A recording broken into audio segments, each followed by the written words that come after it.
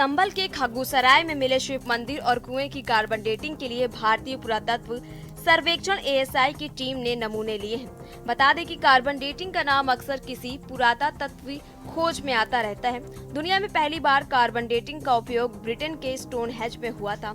इसमें यह पता चला कि ये स्मारक 3 से 2000 ईसा पूर्व अलग अलग चरणों में हुआ।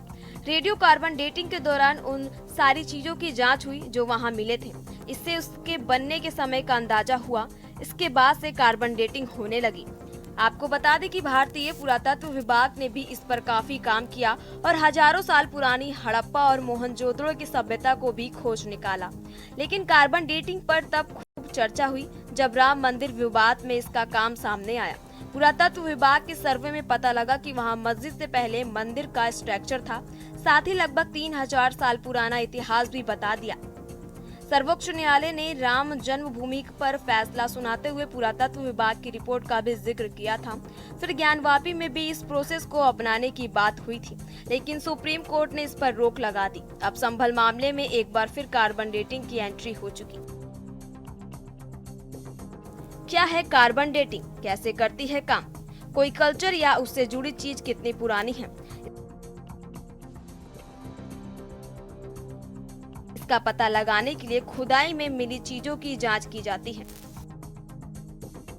इसे वक्त की टाइम मशीन कह सकते हैं। ये कार्बन बेस्ड इमारतों, लकड़ी, हड्डियों से लेकर उन सभी चीजों की उम्र का अनुमान लगाती है जिसमें कार्बन हो। यह तरीका इस तथ्य पर आधारित है कि सभी जीवों और जीवों के अंश से बनी चीजों में कार्बन होता है।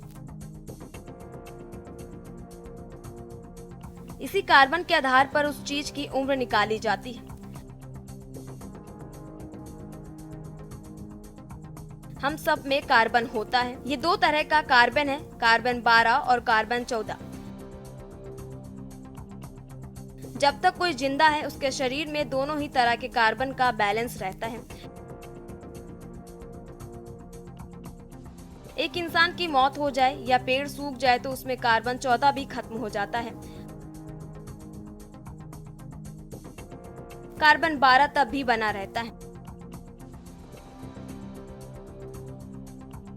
एक्सपर्ट इसी कार्बन की जांच करते और पता लगाते हैं कि वो चीज कितनी पुरानी है।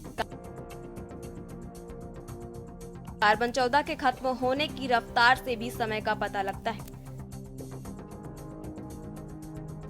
कितना सटीक है ये तरीका।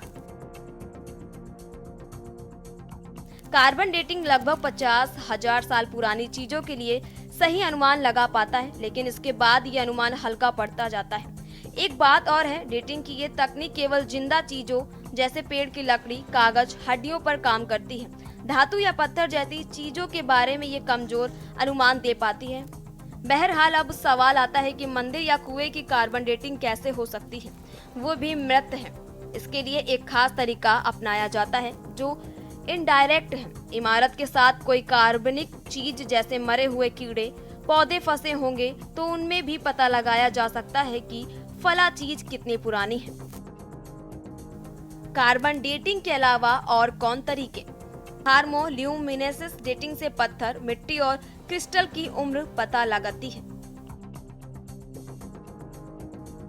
डेंड्रोक्रोनोलॉजी के जरिए पेड़ों की उम्र और आसपास घट चुकी पर्यावरणीय चीजों का पता चलता है।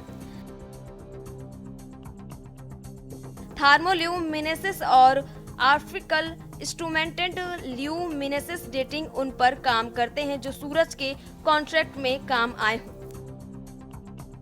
स्ट्रैटिग्राफी में जमीन की परतों की स्टडी से कई बातें निकल आती हैं। बता दें कि संभल में मंदिर और कुआं मिलने के बाद इसका कार्बन डेटिंग के लिए भारतीय पुरातत्व विभाग को पत्र लिखा था। लिहाजा खग्गूसराय स्थित प्राचीन शिव मंदिर और कुएं की कार्बन डेटिंग की जा रही है। टीम को बुधवार तक संभल पहुंचाना था, लेकिन किसी कारण वह टीम नहीं आ सकी। बृहस्पतिवार को टीम पहुंची और नमूने लिए। मालूम हो ये प्राचीन मंदिर 200 वर्ष या उससे पहले का माना जा रहा है। स्पेशल डेस्क के न्यूज इंडिया।